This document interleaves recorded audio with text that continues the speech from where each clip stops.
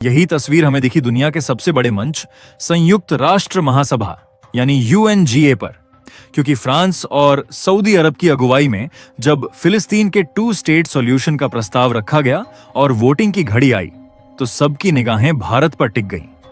America और Israel सोच रहे थे कि भारत उनके साथ खड़ा होगा। डोनाल्ड ट्रंप का पूरा प्रशासन दबाव बना रहा था कि भारत वोट न डाले या विरोध करे।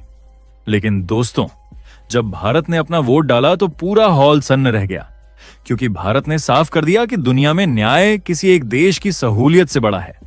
नतीजा यह हुआ कि 142 देशों ने इस प्रस्ताव का समर्थन किया और सिर्फ 10 देशों ने विरोध करने वालों में अमेरिका और इजराइल सबसे आगे थे। अब आप सोचिए, अमेरिका जैसी सुपर पावर और इजराइल जैसे ताकतवर सहयोगी की लाख कोशिशों के बावजूद भारत ने वोट डालकर बता दिया कि भारत झुकेगा नहीं, भारत अपनी सोच और न्याय के आधार पर फैसला करेगा। अब आप ये मत समझिए कि भारत का ये वोट सिर्फ एक कूटनीतिक कागजी कार्रवाई थी। नहीं दोस्तों, ये तो सीधा सीधा गाजा के लोगों की जिंदगी से जुड़ा मामला था।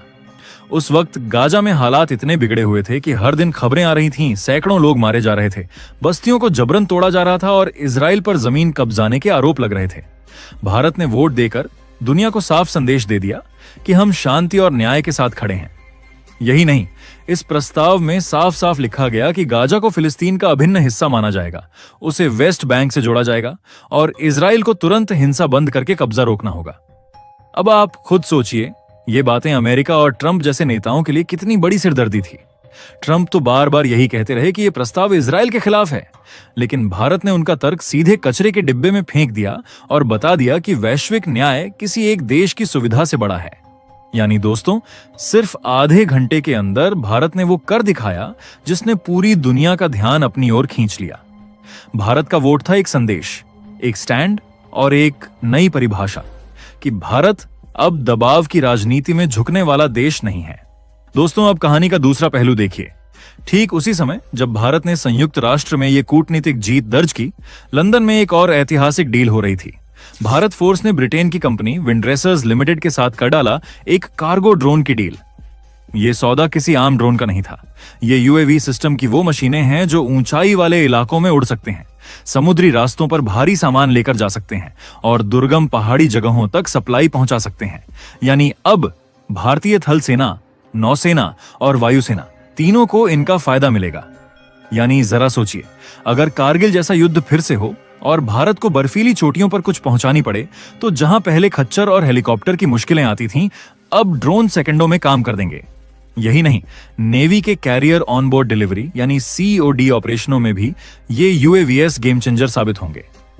भारत फोर्स के जॉइंट एमडी अमित कल्याणी ने भी साफ कहा कि ये करार भारत की स्वदेशी यूएवी क्षमता को और मजबूत करेगा। अब सोचिए, ट्रंप को कहां चैन मिलने वाला था।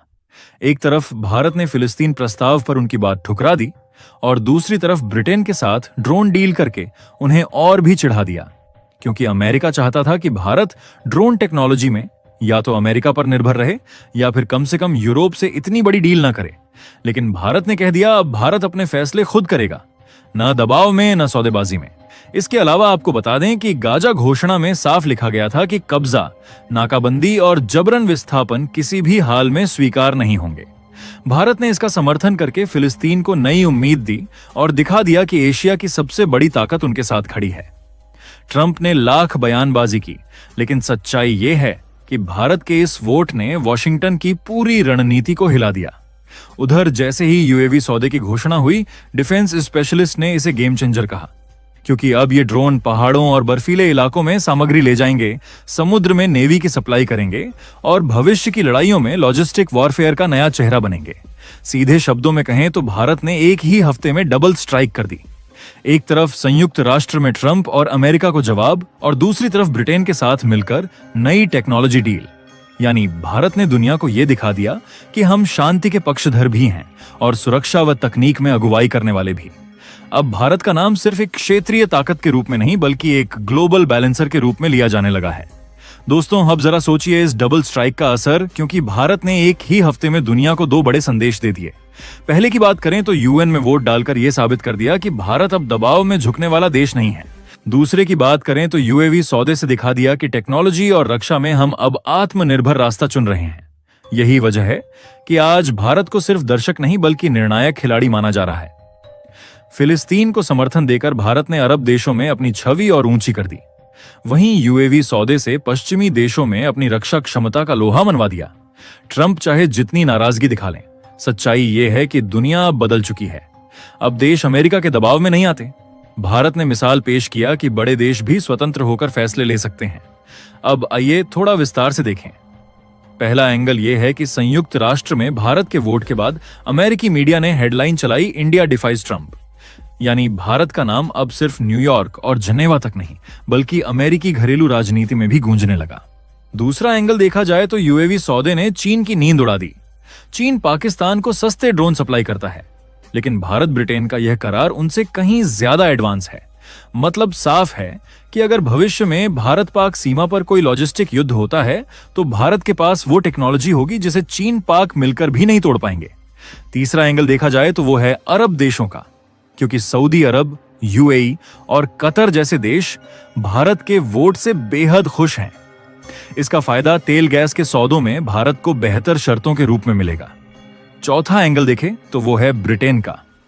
ब्रेक्जिट के बाद ब्रिटेन भारत से साझेदारी चाहता है। यूएवी डील उसी कड़ा है। 21वीं सदी की राजनीति में भारत ग्लोबल गेम चेंजर बन चुका है। ट्रंप की नाराजगी हो या चीन की बेचैनी, भारत ने साफ कर दिया है कि अब दुनिया उसकी शर्तों पर खेलेगी। और यही है असली तस्वीर कि भारत अब सिर्फ दर्शक नहीं बल्कि अंतरराष्ट्रीय राजनीति का सबसे अहम खिलाड़ी है।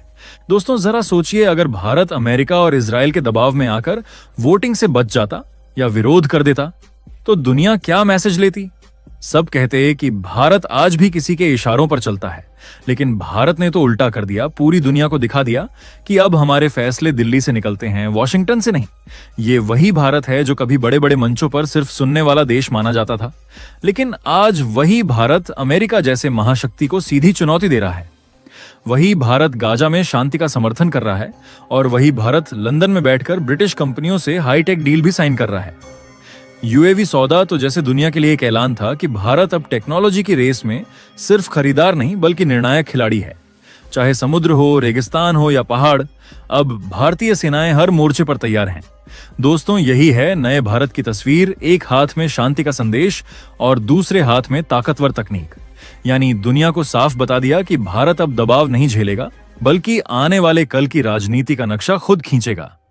बाकी आपका इसको लेकर क्या सोचना है, अपनी राय हमें कमेंट बॉक्स में जरूर बताइए और अपने ज्यादा से ज्यादा मित्रों तक इस जानकारी को पहुंचाने के साथ साथ वीडियो को भी लाइक जरूर करें। और क्योंकि हम आपके लिए ऐसी ही क्रिटिकल खबरों से जुड़ी वीडियो काफी रिसर्च और मेहनत के साथ लाते हैं, उसके लिए चैनल को सब्सक्राइब करना बिल्कुल ना भूलें। जय श्री राम।